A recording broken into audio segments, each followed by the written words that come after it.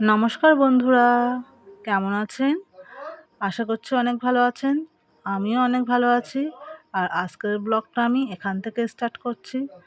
সকাল থেকে আমার সমস্ত কাজ হয়ে গিয়েছে। আর কাজ হয়ে যাওয়ার পর আমি স্নান টান করে ছাদে চলে এসেছি জামা কাপড়গুলো মেলবো বলে। আজকে আমার ছেলে প্রত্যেক দিন তো আমার সঙ্গে, যখনই আমি ছাদে জামা কাপড় মেলতে আসি তখনই ও আমার সঙ্গে ছাদে ওঠে। আজকে বায়না ধরেছে আমার কোলে কোলে কোলে করে আর কি ছাদে উঠবে।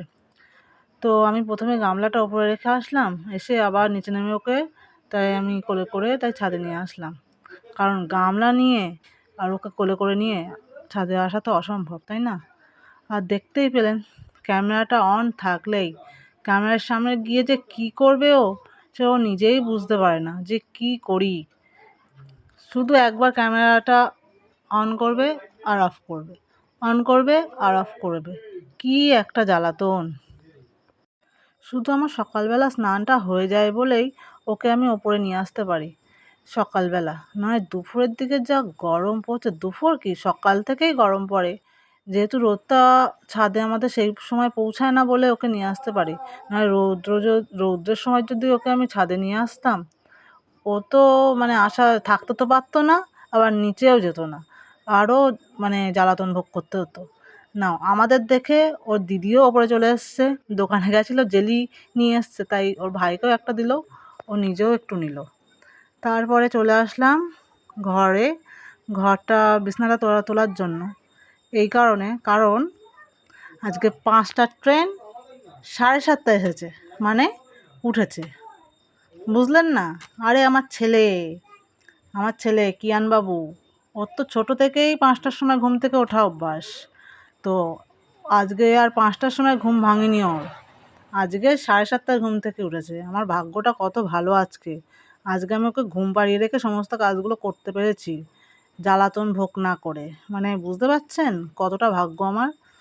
সেই জন্যই এই বিছনাটা তুলতে বাকি ছিল আমার, নয় সমস্ত কাজ হয়ে গিয়েছে। তা আমি স্নান টান করে এসে কাপড় জামা মেলে এসে তাই বিছনাটা তুলতে বসেছি।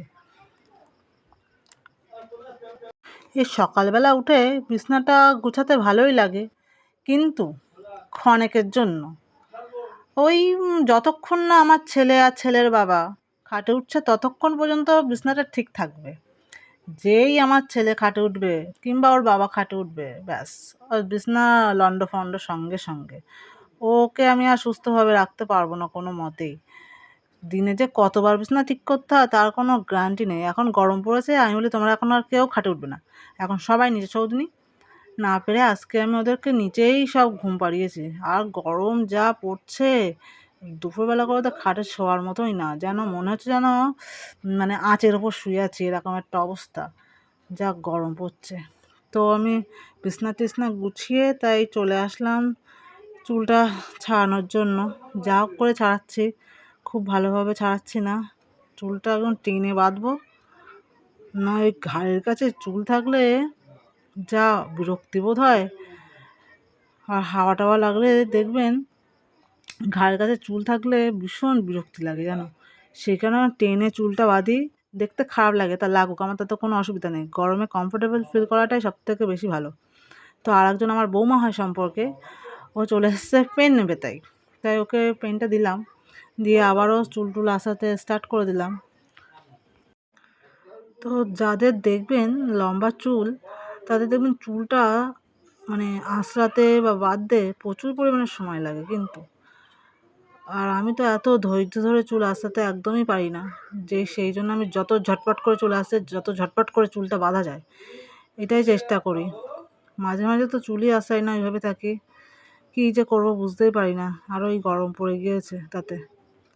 তারপর আমি রান্না বসিয়ে দিয়েছি, এদিকে ভাতও ফুটে গিয়েছে। আর যখন আমি রান্না করছিলাম না, এই 9টা 9:30 বাজে, তখন যে জায়গাটায় বসে থাকি একদম সেখানটায় পুরো টানা রোদ, সামনে একটা গামছা ঝুলিয়ে দিয়েছি আমি, যাতে রোদটা আমার মুখে না লাগে। বাইরে যেহেতু করি, কোনো ছাউনি নেই, প্রচণ্ড অসুবিধা হয় গরমের দিক থেকে। ঠান্ডার দিক থেকে তো কোনো ব্যাপারই না, ঠিকই আছে, রোদ পড়বে ততই তো মজা লাগবে, তাই না? ঠান্ডার সময়, কিন্তু গরমের সময় ঠিক ততটাই বিপরীত, ততটাই ভোগান্তি। বসে বসে উনুনে জাল দিয়ে আমার অবস্থা খারাপ হয়ে গেছে। ঘরে গিয়ে আগে একটু হাওয়া খেয়ে নি, আমি ভাত উপর দেইনি, গিয়ে ভাতটা উপর দেবো। তারপর রান্না বান্না করে ভাত টাত বেড়ে আমি একদম রেডি। আজকে ছিল বেগুন ভাজা, ভেন্ডি ভাজা, শুক্তো, পাশে শসা কেটে রাখার আছে, আর মাংস করেছিলাম আজকে দুপুরবেলা। তো আমরা খেতে বসলে আমার ছেলেও একসঙ্গে খেতে বসে, প্রত্যেক দিনই বসে, কিন্তু মাঝে মাঝে একটু ব্যতিক্রম হয়, মাঝে মাঝে ও খেতে চায় না, তখন ওকে খাইয়ে দিই। আর যখন আমার খাইয়ে দিতে হয় সেই সময় আমার তো ওকে ফোন সামনে রেখে খাওয়াতে হবে, কি একটা সমস্যা।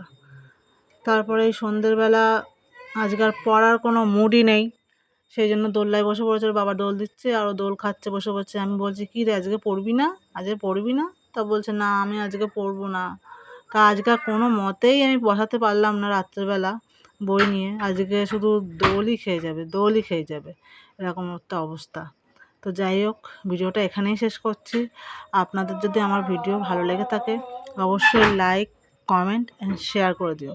আর আপনারা যদি আমার এই ভিডিওটা ফেসবুক থাকেন তাহলে অবশ্যই একটা ফলো দিয়ে দেবেন, আর যদি ইউটিউব থেকে দেখে থাকেন অবশ্যই চ্যানেলটিকে সাবস্ক্রাইব করে দেবেন। ধন্যবাদ।